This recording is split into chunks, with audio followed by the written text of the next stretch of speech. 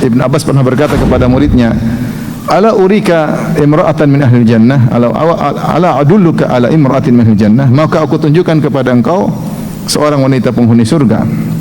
Kata Ibn Abbas, hadhi imra'atun sauda, ini penghuni surga, wanita ini yang berkulit hitam. Atatin Nabiya sallallahu alaihi wasallam, dia datang kepada Nabi sallallahu alaihi wasallam, kemudian dia berkata, ya Rasulullah, ud'ullaha an yashfiyani. Ya Rasulullah, inni usra wa inni atakasyaf, fad'ullaha an yashfiyani. Ya Rasulullah, aku ini terkena penyakit ayan atau penyakit kejang-kejang, dan kalau aku sudah terkena kejang-kejang, maka terkadang sebagian auratku tersingkap. Maka berdoalah kepadaku, kepada Allah, agar aku berdoa untukku kepada Allah agar aku disembuhkan. Dia minta disembuhkan karena penderitaan kejang-kejang, auratnya tersingkap. Maka Rasulullah SAW berkata, in syi'ti da'autullaha laki an yashfiyaki. Kalau kau mau, aku doakan kepada Allah untukmu, kau akan sembuh.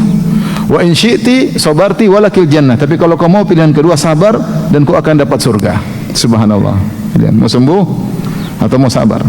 Kalau sabar, jamin surga. Kenapa? Karena sabar itu pahalanya besar. Allah berfirman, innama yuwaffas sabiruna ajrahum bighairi hisab.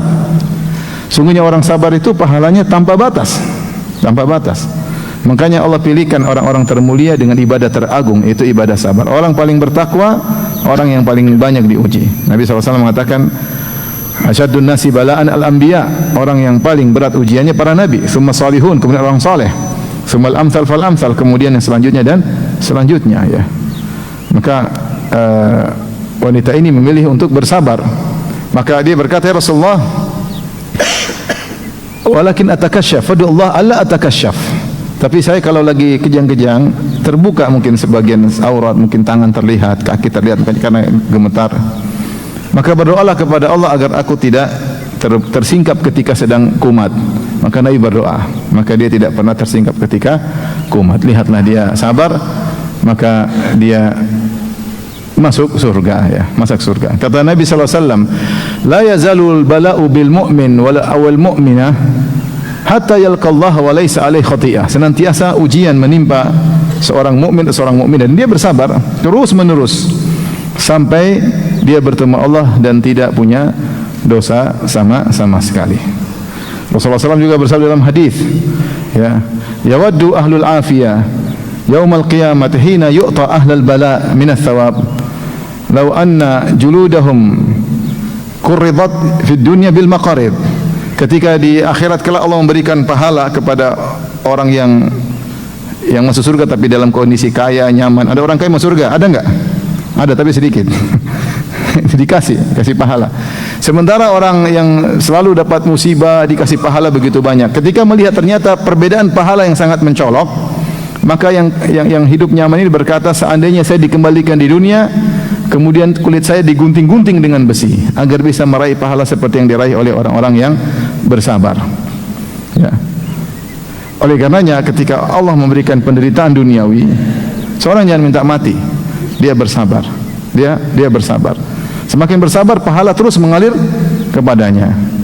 Jadi orang yang minta mati ketika terkena penderitaan duniawi, maka dia merugi. Pertama, dia seakan-akan protes kepada atau tidak menerima takdir Allah Subhanahu wa taala.